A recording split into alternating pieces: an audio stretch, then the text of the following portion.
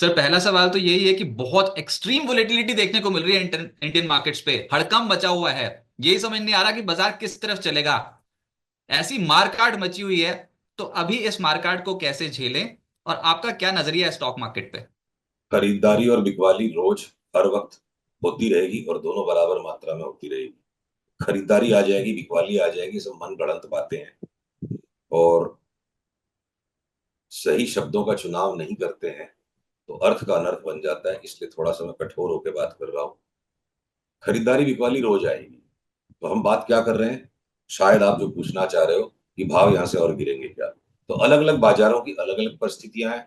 अगर स्क्रीन पर आप ये सब देख रहे हो नैस्डैक फ्यूचर्स की चार्ट, जहां पर टर्मिनल ट्रायंगल एक पैटर्न बना हुआ और पिछले 15 दिनों से हम अन्य चैनल्स पे जहां ज्यादा रेगुलर आते हैं लगातार चेतावनी दे रहे थे। एक भयावह सेलिंग, एक मेगा टॉप नैस्डैक और एसएनपी पे बन सकता है, जिसमें तकरीबन 20% तक की गिरावट नैस्डैक में, 17-16% तक की गिरावट एसएनपी में। फिलहाल के लिए हम देख रहे हैं, हो सकता है और भी बढ़ जाए। तो कल रात जो सेल ऑफ आ गया इंटरेस्ट रेट कट आने के बावजूद, मतलब वो वाली बात हो गई ना कि आप मुस्कुराए तो जनाब, पर दिल से नहीं मुस्कुराए इसलिए हम रूठ जाएंगे। इंटरेस्ट रेट कट आ गई, फेड ने मुस्कुराया, पर मूड से, पूरे दिल से नहीं मुस्कुराए, नाक चढ़ाकर मुस्कुराए। उन्होंने थोड़ी हॉकिश बात कर दी तो बाजार छींकने के लिए तैयार था। जो छींक थी ना उसको रोके हुए था बाजार, क्योंकि फेड का एक इवेंट बीच में था। सरपट सरपट इतना ज्यादा मार्केट ऊपर तक खिंचता चला गया था अमेरिका का। और ये टर्मिनल ट्रायंगल पैटर्न में मतलब बेच दें, करेक्शन आ जाएगा, टॉप हो जाएगा, इन बातों को कहना भी गुनाह होता है। तो जो वक्त पिक्चर एक आई थी जिसमें राजकुमार ने बहुत सारे काम के डायलॉग दिए थे जिनसे शेयर बाजार बड़ा स्पष्ट हो जाता है। उसमें एक डायलॉग ये था, जिन दरख्तों को झुकना नहीं आता वो टूट जाते हैं। तो नैस्डैक की जो चार्ट पे ना झुकने को तैयार ही नहीं थी नैस्डैक की चार्ट। गई तो एक ही दिन में 3% गई और सीधा नीचे की सपोर्ट लाइन टूट रही है। सेम चार्ट S&P 500 पर भी है। और मैं आपको एक और चार्ट दिखाऊं, इंडेक्स से ज्यादा जो बवाल मचेगा इंडिविजुअल स्टॉक्स में। अब हमारी एक इनफेमस फोरकास्ट है टेस्ला पे, जिसको कि हमने 150 पौने 200 के भाव पे, ज्यादा समय नहीं गुजरा है, अगस्त के महीने में 180-90 पे हमने इसका all time new high predict किया। साल खत्म होने के पहले वो आ लिया। और उसके बाद हमारा प्रेडिक्शन पिछले 4-5 दिन से ये था कि किसी भी टाइम में टेस्ला यहां से घूमेगा तो जो साल का लो था उसको भी तोड़ देगा। यानी 480 वाला अगर 180 भी तोड़ देता है तो 75% तक की कोलैप्स टेस्ला में आ सकती है। तो आपने जो अफरा तफरी मार काट मची हुई है, अभी उसका ट्रेलर है। कहीं कहीं पे कुछ कुछ ऐसे स्टॉक्स के भी एक्सट्रीम ओवर प्राइस पॉकेट्स हैं।